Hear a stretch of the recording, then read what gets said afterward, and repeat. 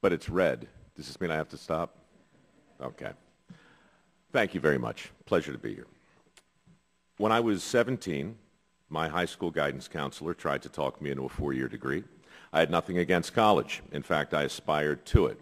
But the universities that Mr. Dunbar recommended were expensive, and I had no idea what I wanted to study. So I told him I thought a two-year school made more sense for me, but Mr. Dunbar said anything less than a four-year degree would be beneath my potential. Those were his exact words, beneath my potential. He then turned to a poster that was hanging on the wall behind his desk, and I brought some visual aids. I hope that's okay, but that's the exact poster. And he said, well, it's clear. I mean, on one side you can see we've got a college graduate standing proudly in his cap and gown, eyes fixed optimistically on the horizon, and on the other side we have a beaten-down, depressed-looking blue-collar worker staring woefully at nothing in particular, and underneath the caption spells it out, "Work smart, not hard." Mr. Dunbar pointed to that poster and he said, "Mike, I want you to look at these two guys and tell me, which one do you want to be?" So that poster was part of a PR campaign for college, and back when I was in high school, they were hanging all over the place. The message, crystal clear: get a degree and enjoy a life of limitless opportunity. Otherwise, get ready for a life of drudgery and hard work. And as far as I can tell, that was the first time an adult ever warned me about the perils of hard work. Did the campaign work? Undeniably. Over the next 30 years, university enrollment soared, financial aid became readily available, millions of students opted to pursue a four-year degree. That's great. Unfortunately, as higher education flourished, the alternatives floundered.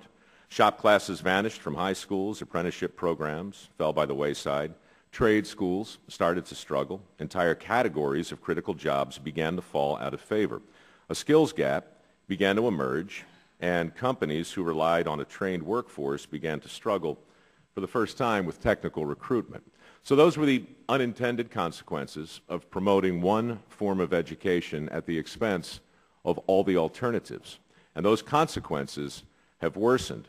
Since I graduated from Essex Community College back in 1982, the cost of a college degree has increased nearly 600%. Student loans have eclipsed $1 trillion. And the majority of today's graduates are working in jobs that don't even require a four-year degree. And of course, the skills gap is wider than ever. Hundreds of thousands of good jobs remain unfilled, even as millions of Americans are looking for work. And still, we lend money we don't have to kids who can't pay it back so they can buy expensive four-year degrees and pursue jobs that don't exist anymore. That's the legacy of a society that embraces a cliche. Look again at the images on Mr. Dunbar's poster. Mechanics are still thought of as grease monkeys. In truth, they're more like rocket science today, anyhow. Many of them get paid just like it. Likewise, a good welder, as we heard, can make $150,000 a year. Some do a lot better than that. Not a month goes by I don't talk to my friends at Caterpillar.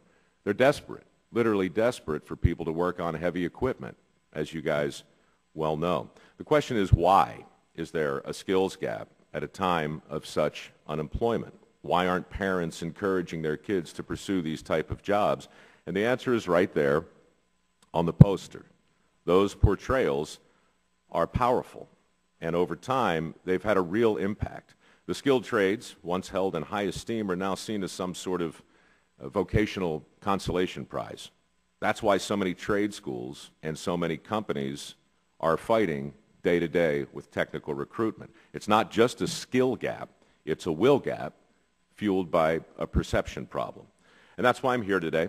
Since 2008, the MicroWorks Foundation has tried to challenge the stigmas and stereotypes that keep millions of people from pursuing a whole list of great careers.